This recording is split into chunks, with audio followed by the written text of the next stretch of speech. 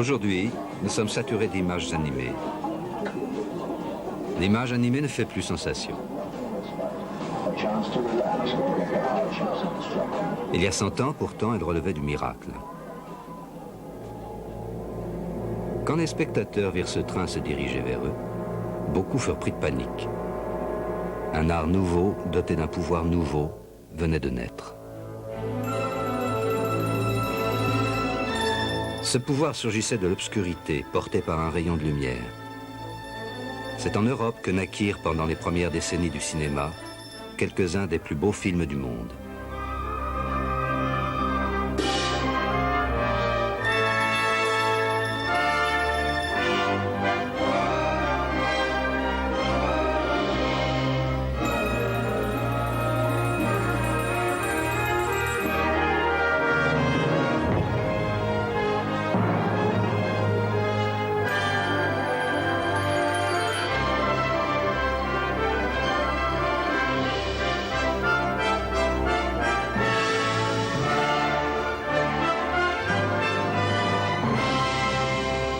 L'Europe domina le monde du cinéma jusqu'à la Première Guerre mondiale.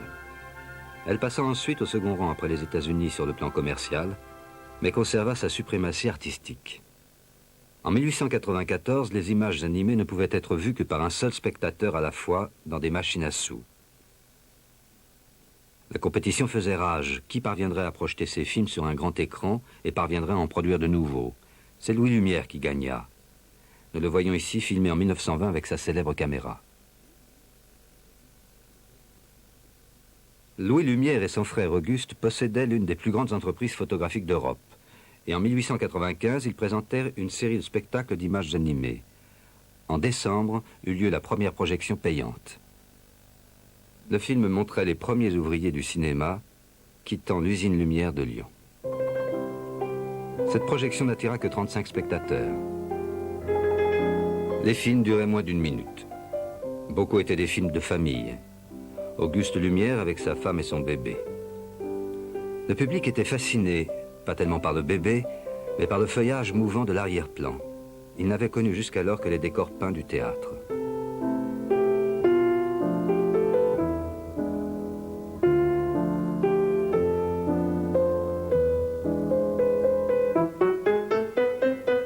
La première comédie remporta un tel succès que les Lumières durent en faire plusieurs remakes.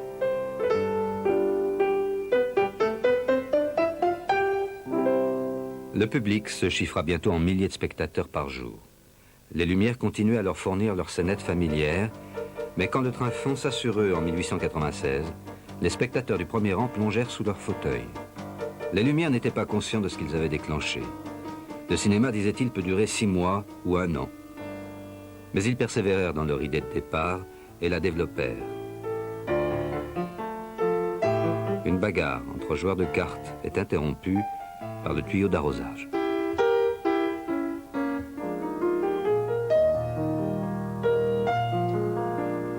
Les frères Lumière avaient de nombreux imitateurs, dont certains peignaient leurs films à la main. Ils durent batailler contre les imitations. Ils n'étaient pas les seuls inventeurs dans le domaine.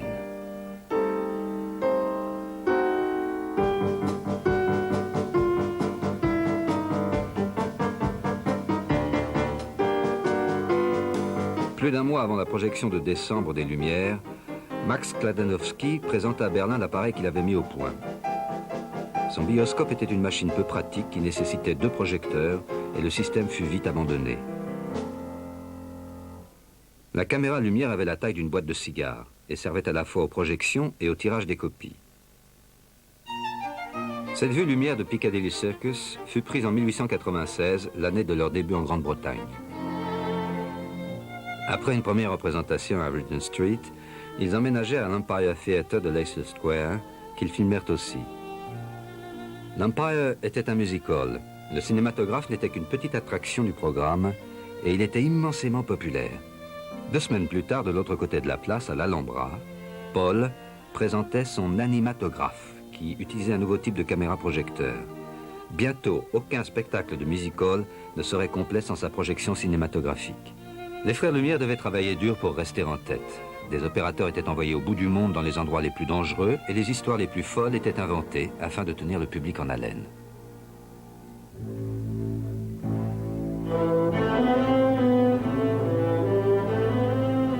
Les opérateurs lumière inventèrent le travelling sans s'en rendre compte, en montant leur caméra sur ce train quittant Jérusalem en 1896. Ils inventèrent aussi le mouvement d'appareil sur grue en filmant le Trocadéro depuis l'ascenseur de la Tour Eiffel.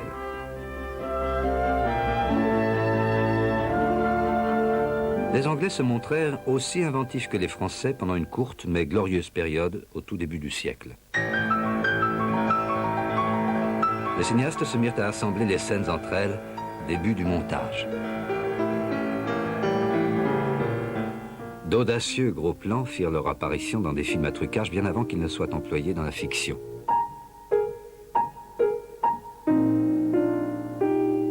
Dans ce film de James Williamson, un homme rendu fou par l'insistance des photographes entreprend d'avaler la caméra.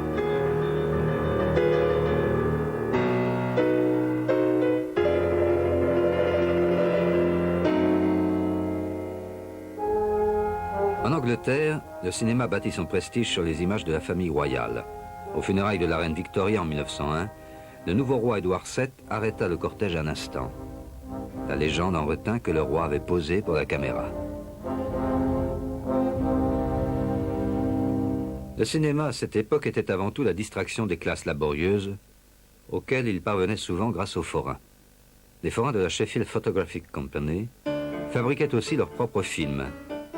Comme bien des films anglais primitifs, celui-ci eut un grand succès aux États-Unis et influença le célèbre film américain L'attaque du train.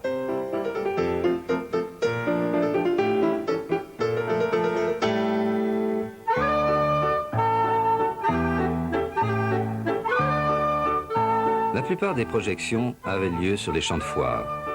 Voici les seules images qui nous soient restées de la foule qui les fréquentait.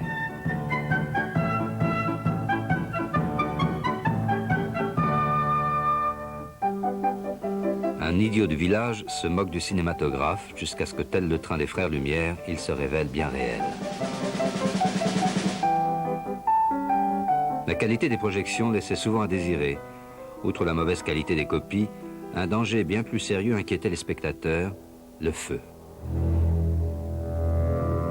En 1897, à Paris, un tragique incendie lors d'une représentation avait tué 140 personnes.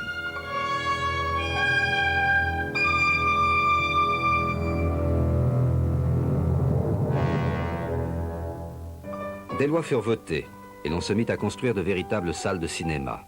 Pour quelques sous, le spectateur y jouissait d'un certain confort, les femmes s'y sentaient en sécurité, il y avait de la musique et parfois même la rassurante présence d'un pompier. Les plus appréciés des premiers films étaient sans conteste ceux de Georges Méliès. Le voici.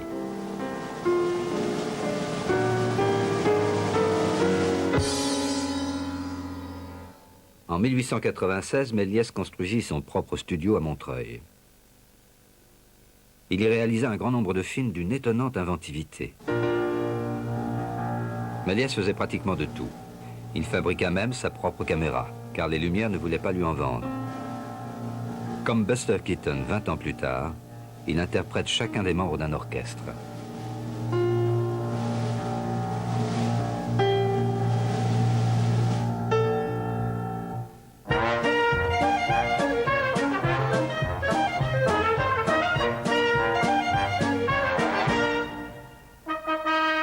Lors du sacre d'Édouard VII, les caméras ne furent pas autorisées à filmer dans l'abbaye de Westminster.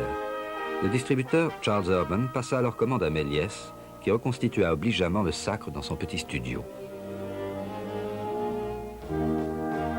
Les films de Méliès étaient souvent coloriés à la main et plus souvent encore copiés illégalement, surtout aux États-Unis, où ils remportaient un énorme succès.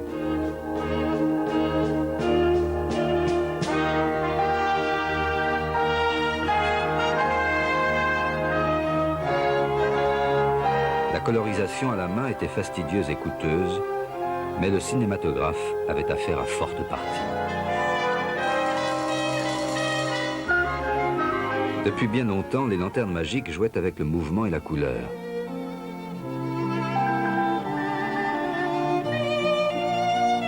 L'image fixe avait anticipé la plupart des procédés cinématographiques. Les jouets optiques, eux aussi, avaient installé l'idée de l'image en mouvement.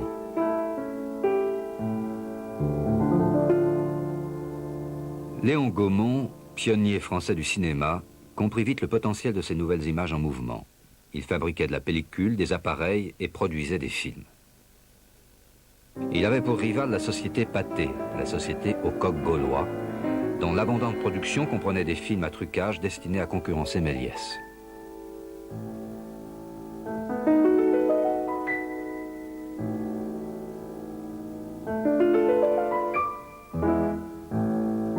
En Allemagne, cinéastes et producteurs prenaient la route du monde imaginaire qui ferait bientôt leur réputation.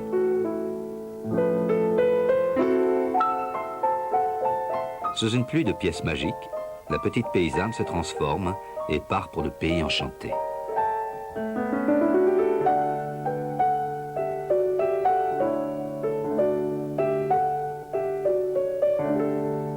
Le plus grand pionnier du cinéma allemand fut Oskar Mester.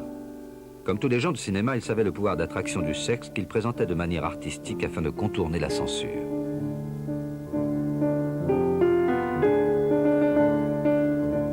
Vingt ans avant l'arrivée du parlant, Mester, comme d'autres producteurs, montrait des films parlants grâce à l'usage du gramophone. Cette forme primitive de synchronisation reste singulièrement étonnante.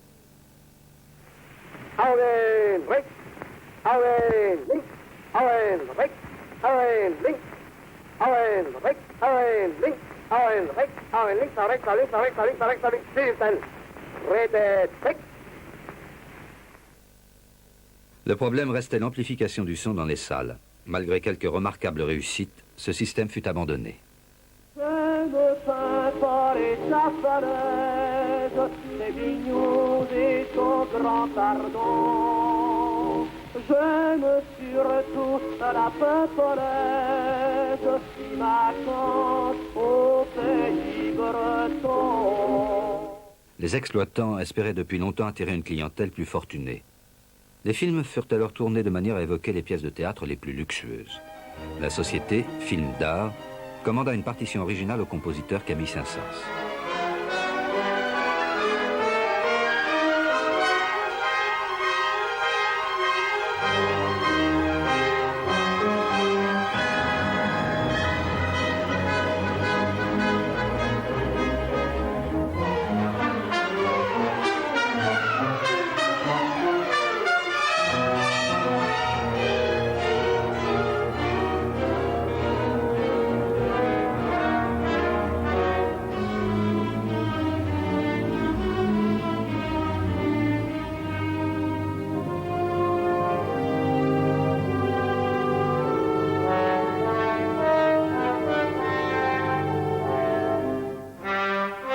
La plus grande actrice française, Sarah Bernard, avait compris cette nouvelle orientation du cinéma. C'est ce film, qui durait 1 heure, qui introduisit le cinéma de fiction aux États-Unis. En Angleterre, le cinéma restait artisanal. C'est dans le jardin de sa maison de Walton-on-Thames que le pionnier de la production, Cecil Epworth, construisit son premier studio. Sa petite société débuta avec des centaines de courts-métrages comme cette comédie de 1901 qui raconte les mésaventures d'un plombier.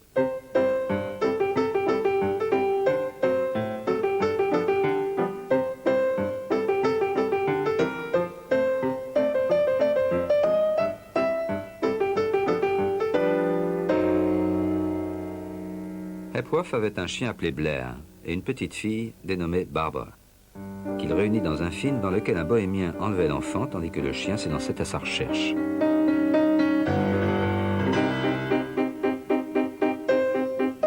Plus que jamais, ce petit film s'appuyait sur le montage pour faire avancer l'histoire. Il créait ainsi le modèle des nombreux films à suspense et à poursuite qui allaient suivre. Cecil Epworth l'interprétait, Lewin Fitzhamon l'avait réalisé. Coût total de la production, 7 livres, 13 shillings et 9 pence.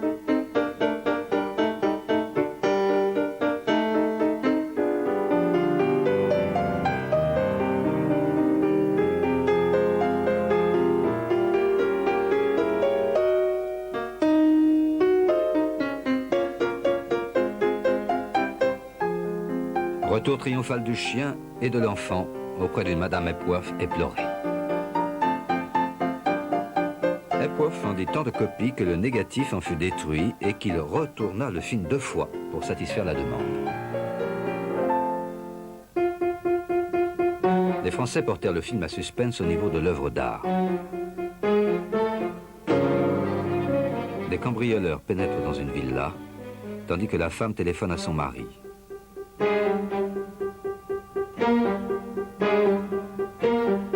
Dans les gros plans encore rares dans les drames, le coq pâté destiné à décourager le piratage.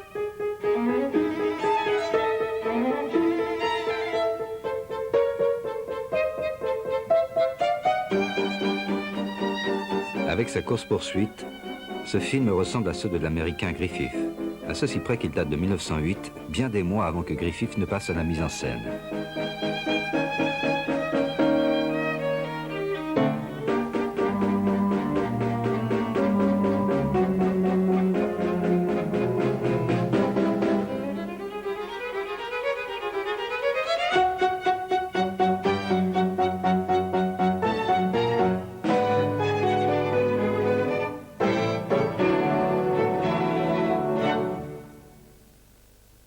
Le grand pionnier Charles Pathé, ici à droite, avec son associé Ferdinand Zecca. Zecca savait allier créativité et sens du commerce.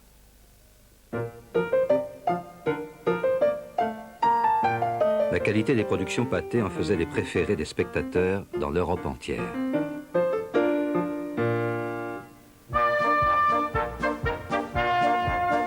Ce film, en avance même sur Méliès, a été réalisé pour Pathé par l'Espagnol Segundo de Chomón.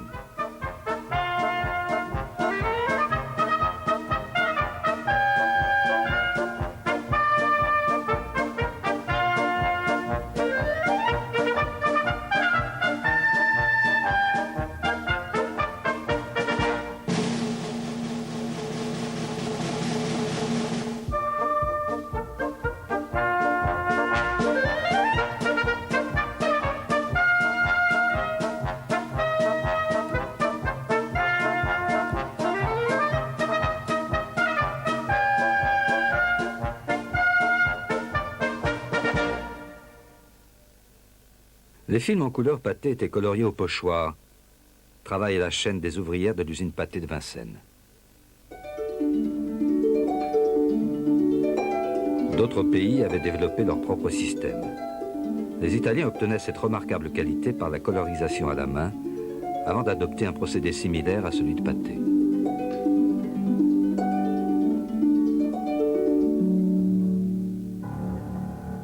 Quand la première révolution russe éclata en 1905, Ferdinand Zecca la reconstitua.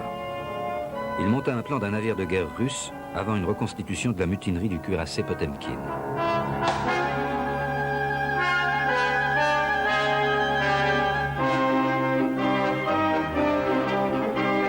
Le public assistait ensuite à un horrible massacre. Cela peut nous paraître évident, mais combien de spectateurs savaient alors qu'il s'agissait d'une mise en scène ? Les cinéastes tiraient parti de l'étroite frontière entre fiction et réalité. 1910, début des actualités filmées.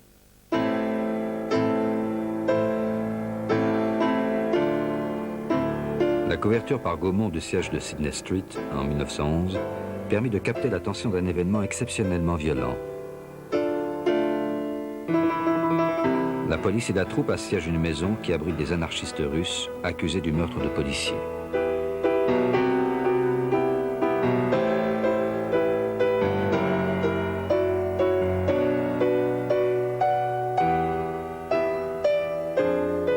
Aux commandes de l'opération, le ministre de l'Intérieur, Winston Churchill. La société Clarendon de Croydon mit en scène un autre siège pour un film d'espions internationaux.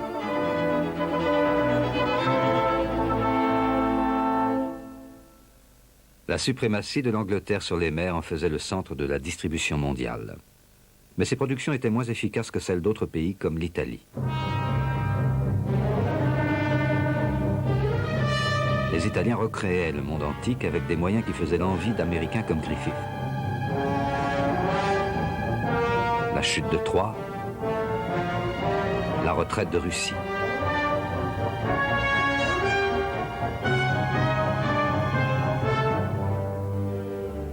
Le cinéma italien se taillait une réputation grâce à l'excellente qualité de sa photographie et à la puissance de ses reconstitutions historiques.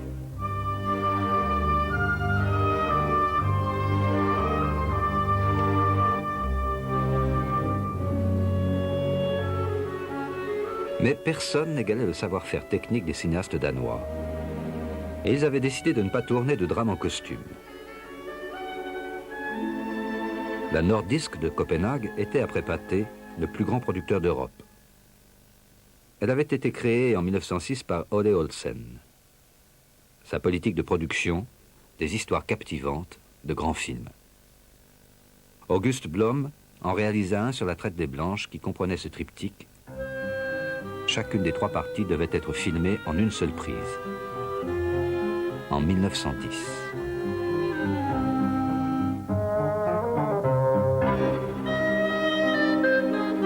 Le film se passait à Londres. C'était un mélodrame à sensation. Il eut tant de succès que la Nordisk en fit une suite, puis une autre encore. Alfred Lind fit la mise en scène et la photographie de ce drame de 1912, dans lequel un funambule de cirque réussit un sauvetage apparemment impossible.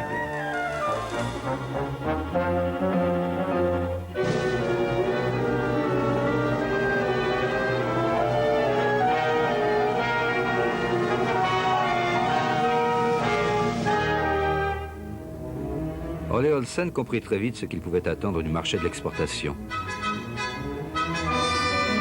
Pour ce film, la Nordisk tourna un happy end pour les États-Unis et l'Europe occidentale et une fin tragique pour les Russes. Asta Nielsen était une actrice de second plan quand elle fit ses débuts dans L'Abîme. Elle possédait un naturel et un quelque chose d'érotique qui était rare dans le cinéma de 1910.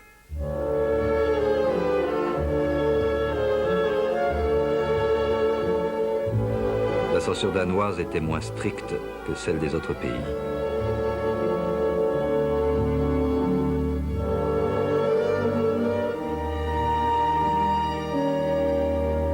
Comme de nombreux artistes danois, elle se laissa attirer à Berlin, où le producteur Paul Davidson lui construisit un studio. Nielsen pouvait interpréter le rôle d'une ouvrière de manière absolument convaincante. Dans La pauvre génie, elle joue la maîtresse d'un homme riche.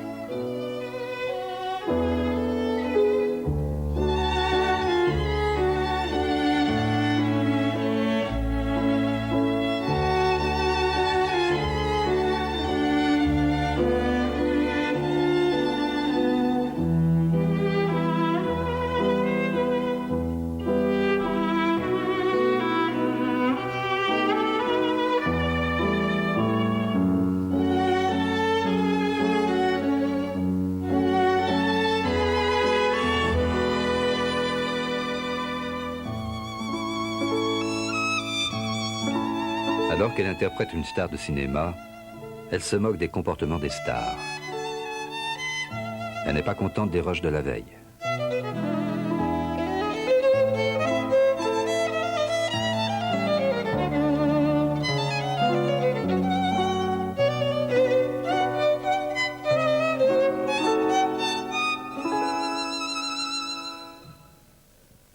En 1912, Asta Nielsen était la plus célèbre actrice de cinéma d'Europe.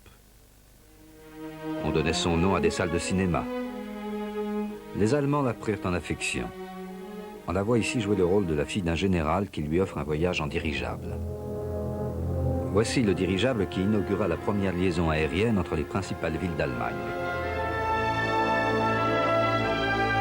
Il fut utilisé pour ses vues aériennes de la Ruhr. Asta Nielsen en profita pour lancer du dirigeable 5000 prospectus publicitaires pour une nouvelle salle de cinéma.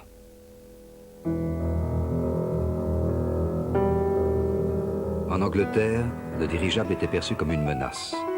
Ce film à trucage primitif de Walter Booth porte à l'écran la crainte de l'agression allemande. Le film était rudimentaire, mais il montrait par l'image que la Manche ne constituait plus une protection contre l'invasion.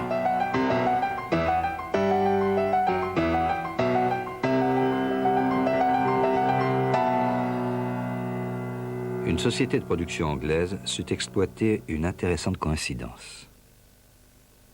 L'avion de la British and Colonial fut convié à jouer dans un film d'espionnage de la British and Colonial Film.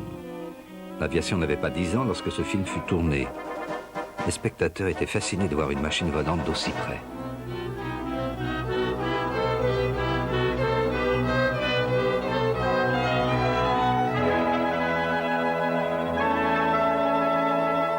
Les sociétés de production savaient employer les machines les plus rapides et les plus récentes. Les poursuites devenaient de plus en plus inventives.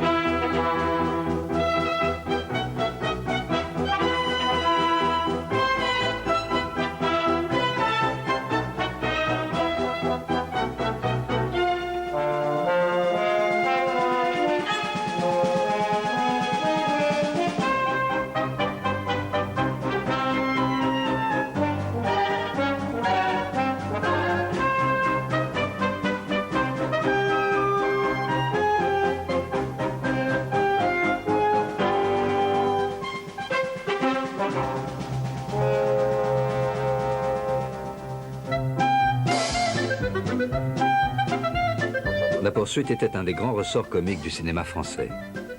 À cette époque, la comédie était aussi follement débridée que la société était conventionnelle et guindée.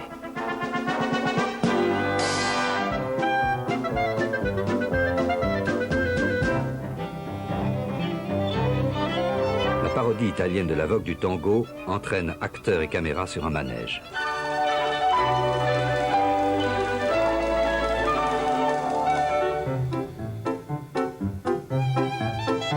Le héros de cette comédie britannique possède un tapis magique qui se charge de ses notes de restaurant.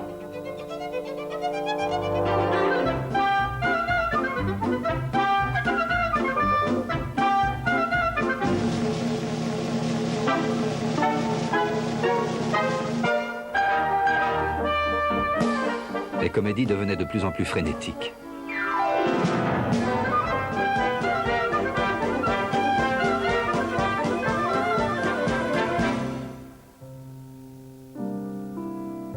Le metteur en scène et comédien Léonce Perret, lui, croyait au calme et à la tranquillité. Ses comédies domestiques en étaient d'autant plus vraisemblables. Il rentre ici du bureau, sa femme remarque un cheveu sur sa veste.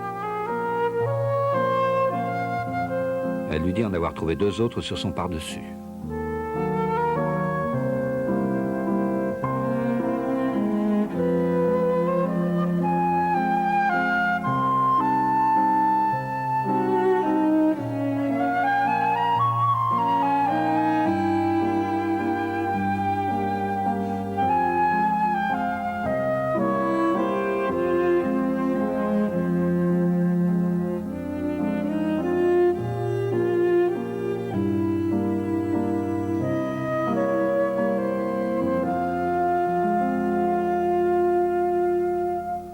En 1913, le roi de la comédie, c'était Max Linder.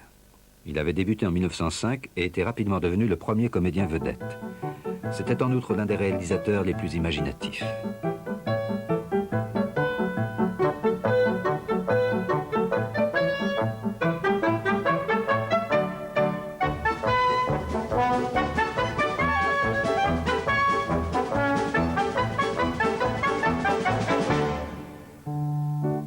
Pendant 2 ans, Max Linder avait écrit et réalisé ses propres films dans lesquels il faisait preuve d'une invention comique étonnante.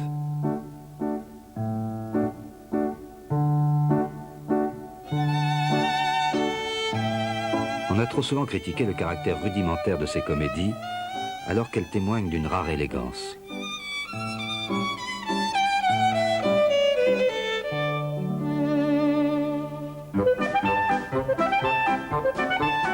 Ces courtes scénettes étaient tournées au rythme d'1 par semaine.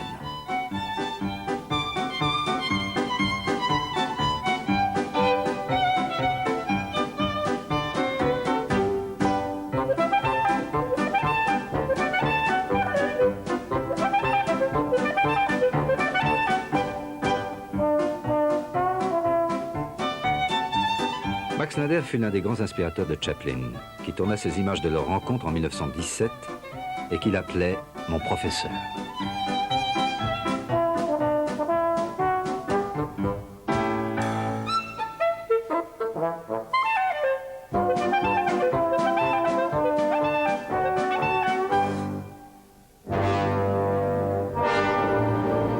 En 1913, le cinéma européen atteint de nouveaux sommets.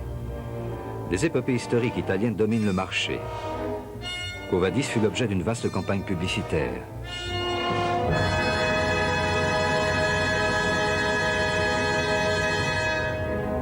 Mais le triomphe artistique de l'année fut Les Derniers Jours de Pompéi.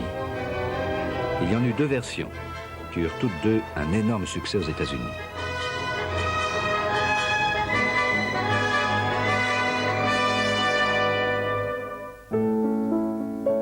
Les industriels italiens investissaient dans le cinéma. En 1913, il y avait 200 studios. 3 films sortaient chaque jour. Il y avait du travail pour des milliers de figurants. Le cinéma faisait l'orgueil d'un pays encore très pauvre. « 1913 fut l'année de la mise en production de la plus grande épopée cinématographique italienne. Décors et scénographies étaient sans précédent. Et pendant des années dans les studios américains, on continua d'appeler ces travelling poursuites du nom de mouvement Cabiria. L'intrigue évoquait des sacrifices humains au dieu Moloch. Ces épopées, destinées à un vaste public, supposaient de plus grandes salles de cinéma. Le Gaumont Palace de Paris comptait 3500 fauteuils. Et ces grandes salles avaient besoin de plus grands films. Celui-ci durait près de 2 heures. Il racontait l'enlèvement et le sauvetage d'une petite fille. C'était un film de Léonce Perret qui prouvait ainsi ses qualités de metteur en scène.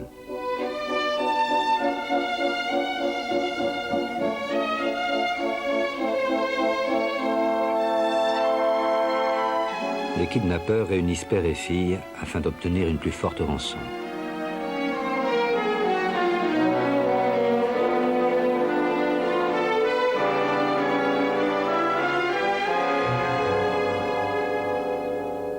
Germinal, d'après le célèbre roman d'Émile Zola, fut le plus dérangeant de ses nouveaux films.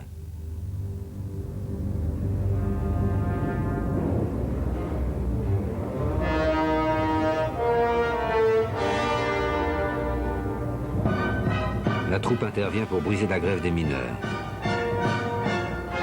Les ouvriers n'en sont que plus déterminés et plus violents.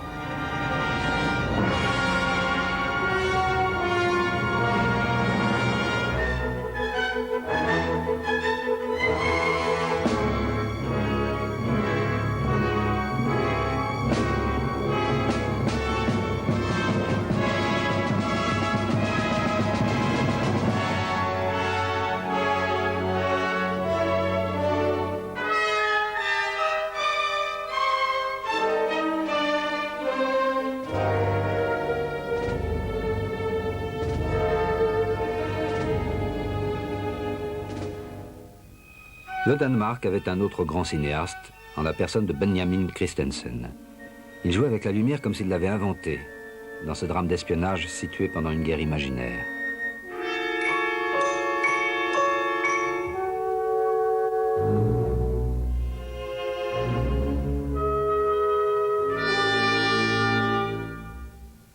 Le cinéaste français Alfred Machin tourne ce film contre la guerre en pâté-color. C'est une histoire d'aviateur, écrite à un moment où les militaires ne pensaient pas que l'avion pût être utile à autre chose qu'à des missions de reconnaissance, et où l'on ignorait encore le combat aérien. Pour le public d'avant-guerre, c'était de la science-fiction.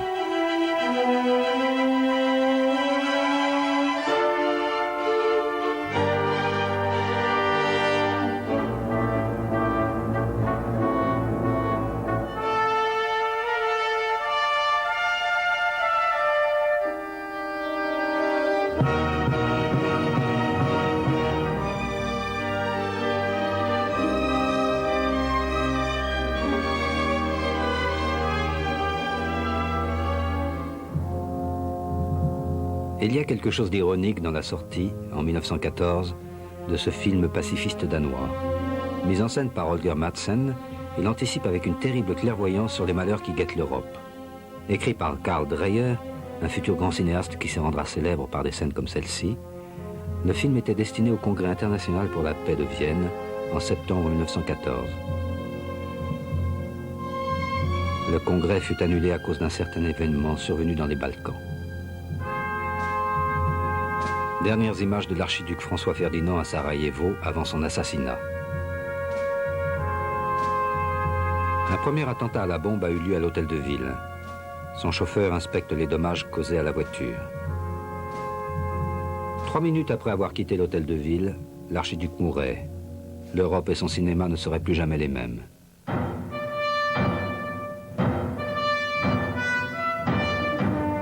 Cet été-là, les Anglais recréaient la guerre des deux roses dans les collines du Sussex, en une vaine tentative de rivaliser avec les épopées cinématographiques italiennes.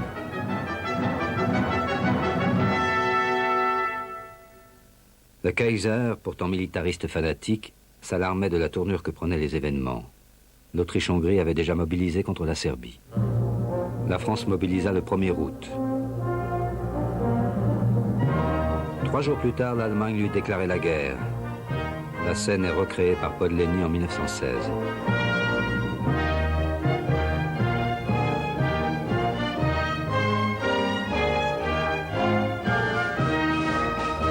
Des milliers d'hommes partirent pour le front. Du jour au lendemain, le cinéma français fut paralysé. Les autorités militaires considéraient que le cinéma était tout juste bon pour des exercices de tir. L'armée britannique interdit les caméras à proximité du front. L'armée trouvait indigne qu'on la représente pour la délectation des étrangers.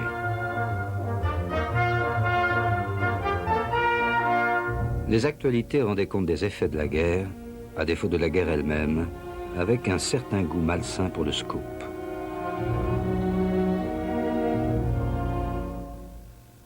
Le gouvernement britannique reconnaissait l'importance de la propagande, mais ne voyait pas quel rôle pouvait y jouer le cinéma. À la seule exception de quelques dessins animés et de cartes illustrées. Il fallut une année entière pour que l'armée soit convaincue d'avoir recours au cinéma. Résultat, un film sur les préparatifs de guerre. L'absence de prise de vue réelle de la guerre poussa les cinéastes à en créer eux-mêmes. La menace du Zeppelin était devenue réalité. Mais ces fausses actualités, montrant un raid en dirigeable sur l'Angleterre, ressemblaient beaucoup au film à trucage de 1909. La bataille de ce film de propagande allemand bénéficia probablement de l'aide de l'armée. Les Allemands furent en effet les premiers à comprendre l'utilité du cinéma.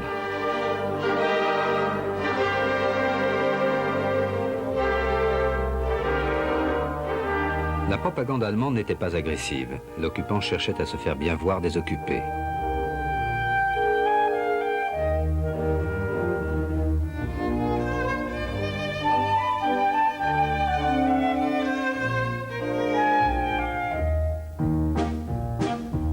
Les Allemands parviennent à trouver des sujets de comédie dans le rationnement alimentaire. Un homme cherche désespérément du beurre, car sa fiancée ne l'épousera que s'il parvient à lui en trouver.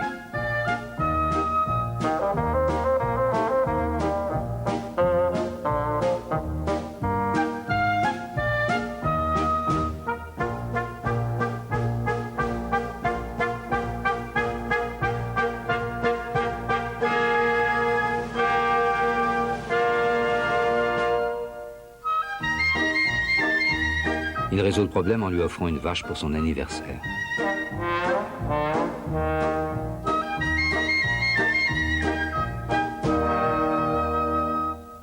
Les Allemands découvrirent le cinéma pendant la guerre. Et ils découvrirent Lubitsch. Ernst Lubitsch était un comique juif passé ensuite à la réalisation. Son talent était unique, et ce qui serait plus tard connu comme la Lubitsch Touch était déjà sensible dans ses premières comédies.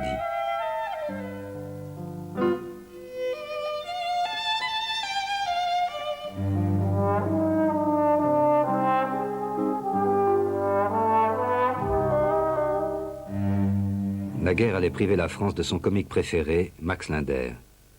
Il avait été blessé au front. Il partit ensuite pour les États-Unis. Un petit garçon baptisé Boudzan devint l'un des comiques les plus populaires de la période de guerre. La voici dans une scène d'un des grands sérials de Louis Feuillade. Il tourna aussi de nombreux courts-métrages.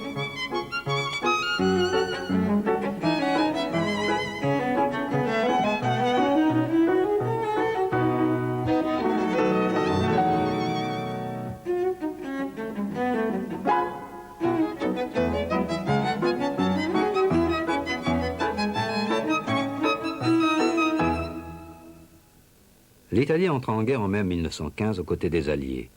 Ce film de propagande montre comment le célèbre Hercule italien massiste se débarrasse de l'ennemi autrichien.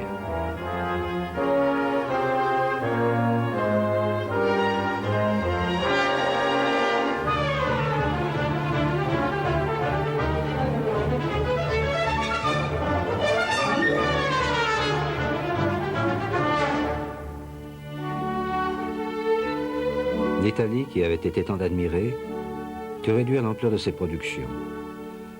La société César produisit un film avant-coureur du néo-réalisme. Tourné dans les rues de Naples, il était interprété et co-réalisé par la plus grande diva italienne, Francesca Bertini.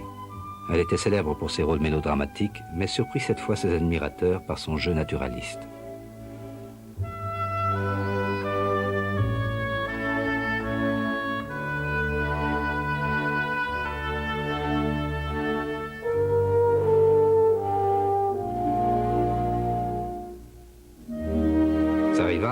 Lida Borelli avait un jeu d'un lyrisme passionné, plus en accord avec l'image de la diva.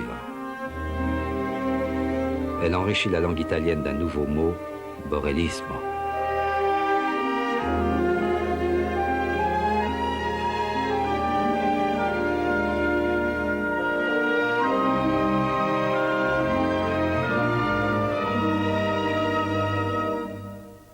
Une matinée pour enfants en Angleterre.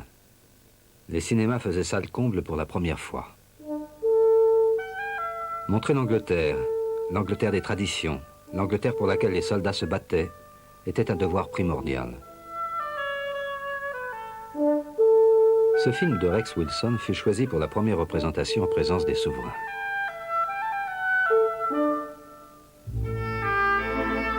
La beauté de la campagne française était saisie par les caméras avec un sens de l'urgence plus aigu encore depuis que tant de choses avaient été emportées par la guerre.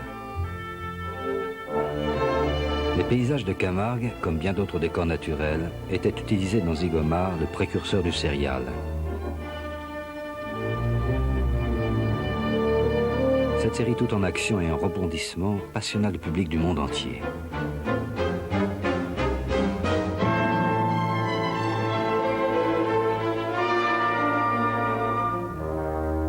Le Paris du temps de guerre est captivé par les séries.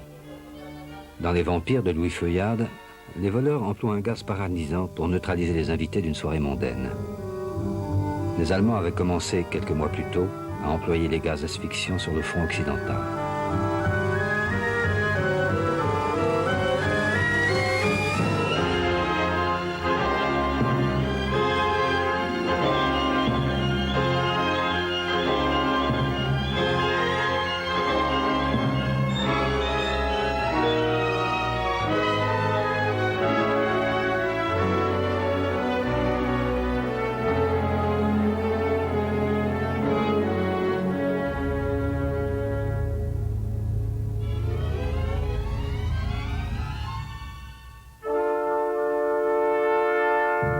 L'équivalent allemand des vampires était Homunculus.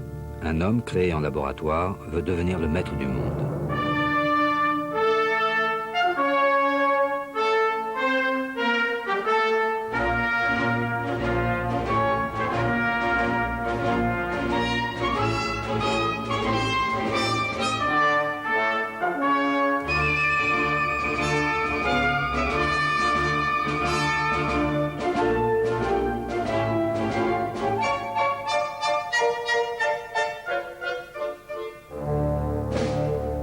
Les Allemands combattaient sur plusieurs fronts.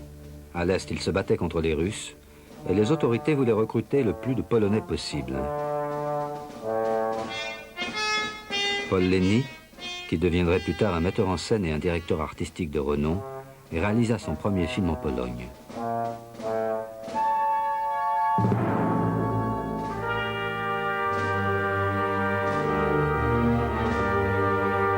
Il raconte l'histoire d'un médecin militaire qui gagne un aristocrate polonais à la cause impériale.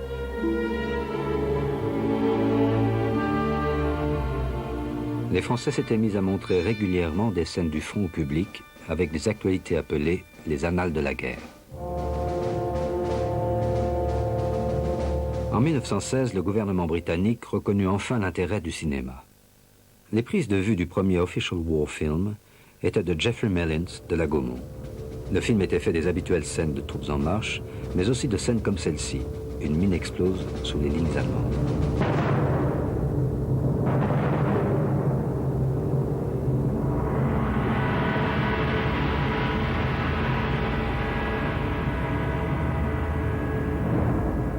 Les batailles étaient certes vues de loin, mais pour les spectateurs britanniques, tout cela était d'une stupéfiante nouveauté. Ils ne pouvaient pas savoir que cette scène d'assaut avait été reconstituée à l'arrière et que ces mourants qui le bouleversaient étaient des acteurs. Le film attira des centaines de milliers de spectateurs qui n'étaient jamais allés au cinéma auparavant et il transforma la conception du cinéma chez les Anglais. Le ministère de la Guerre s'enthousiasma pour le cinéma et les officiers apprirent à manier les caméras au studio Epworth. Au Canada, Lord Beaverbrook, futur ministre de l'Information, était passionné de cinéma. Il chargea toute une flotte de camions équipés de projecteurs de porter la propagande jusque dans les villages et les camps militaires les plus éloignés. En France, on projetait des films au front dans des cinémas improvisés. Les projections continuaient parfois sous les pilonnages d'artillerie. Les plus populaires étaient les films de Chaplin et les westerns. Mais les soldats aimaient surtout les films de guerre. Ils hurlaient de rire devant des films comme cette production danoise, plus proche de l'épopée de Griffith sur la guerre de sécession, naissance d'une nation, que de la guerre réelle. La vraie guerre ne ressemblait pas à cela. Pourtant, elle avait été filmée. Les images allemandes de la guerre étaient particulièrement impressionnantes car des unités de combat munies de caméras avaient été envoyées sur le front par le tout nouveau service photographique des armées, le Bild- und Filmamt. Ces unités firent un film sur le Baron Rouge, Manfred von Richthofen, et sur les as de l'aviation du front de l'Ouest. Dans une scène étonnante, une caméra automatique fixée sur une aile enregistre un combat aérien avec un avion britannique.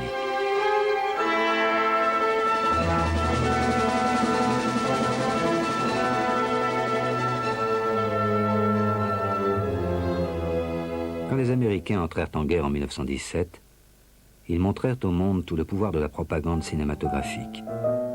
Ils chassèrent le cinéma ennemi des pays neutres en les menaçant de les priver des films de Chaplin s'ils passaient un seul film allemand.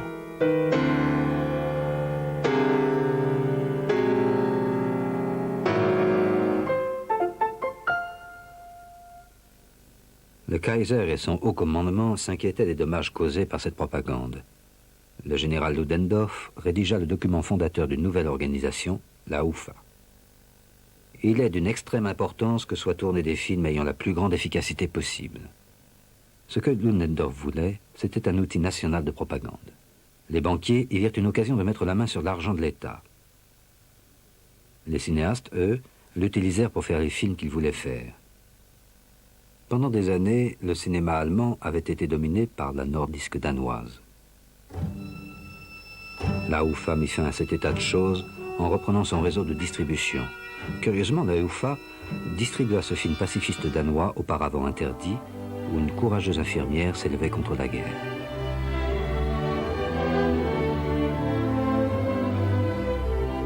Le cinéma danois avait atteint un sommet avec ce film de Benjamin Christensen. Sa réalisation faisait preuve de plus d'imagination que presque tout ce qui se faisait à cette époque.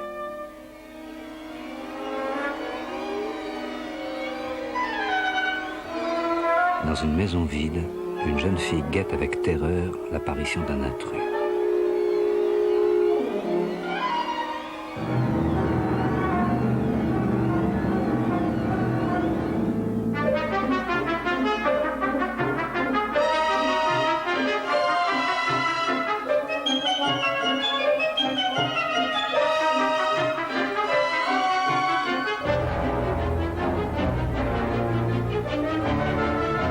perte de ces marchés d'Europe centrale signifia la ruine de la production danoise.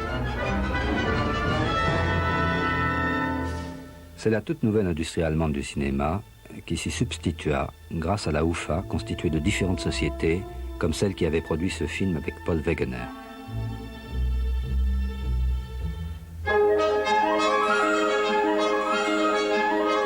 L'échec de la UFA comme outil de propagande fut total. Même les publicités pour les bons de guerre comme celle-ci venaient d'ailleurs. La UFA s'attacha néanmoins de nombreux talents, dont le metteur en scène Ernst Lubitsch, l'ancien comique juif. Ces comédies constituaient un des rares plaisirs de ceux qui souffraient de la faim et des privations à l'arrière.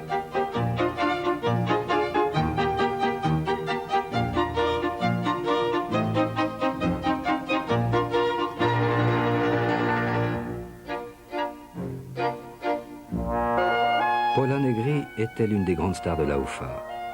La première de Carmen eut lieu le soir du 8 novembre 1918 au son du canon.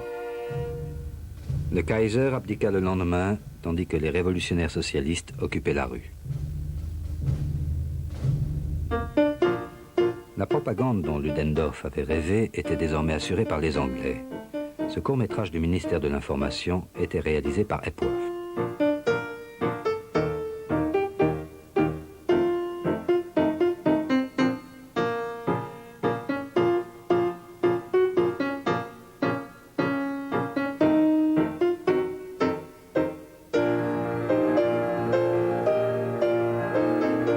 Le message au spectateur était qu'après la fin de la guerre, ils rencontreraient les Allemands sur leur chemin, en civil, en représentants de commerce.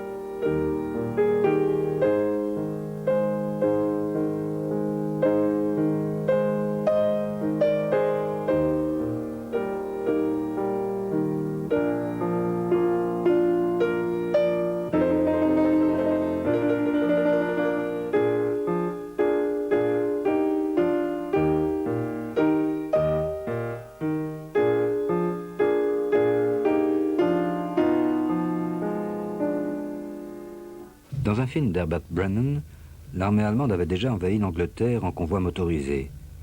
Ce réalisateur irlandais-américain fut engagé par le gouvernement britannique pour réaliser un grand film de propagande sur l'invasion allemande, impliquant des centaines de soldats, ce qui leur sauva probablement la vie.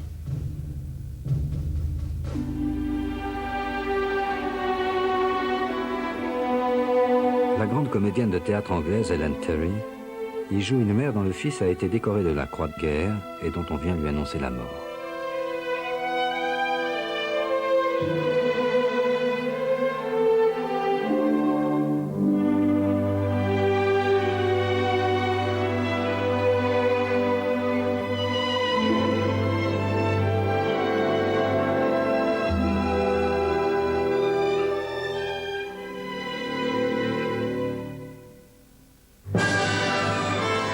Le film fut rattrapé par l'armistice et mis au rebut. 4 années de guerre avaient brisé l'Europe et détruit son industrie du film. L'Europe avait perdu ses marchés, Hollywood avait gagné.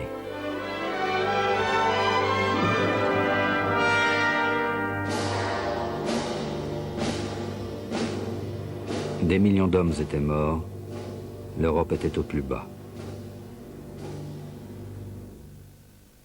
Mais si son cinéma avait perdu sa puissance commerciale, la guerre lui avait donné un nouveau regard sur le monde.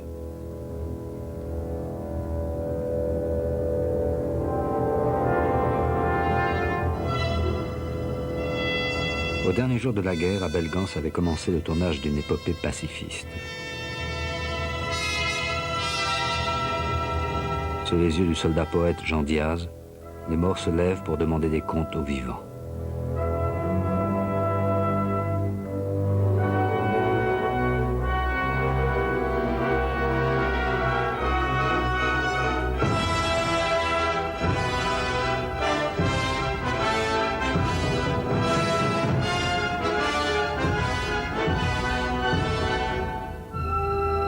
Diaz apaise la population terrifiée, mais leur demande ensuite si cet immense sacrifice en valait la peine. Que vous a donc apporté la guerre? Qu'avez-vous fait depuis que votre mari a été tué?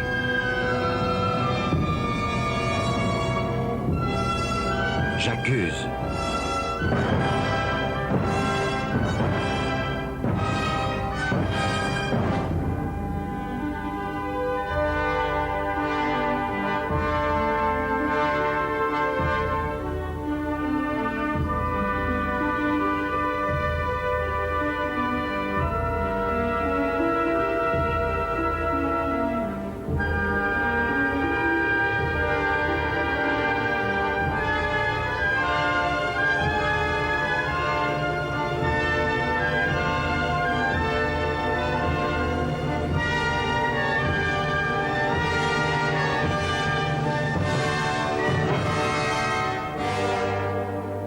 Pendant le tournage de cette scène, un général demanda à Gans « Qui accusez-vous » Gans répondit « J'accuse l'homme. J'accuse la bêtise universelle. »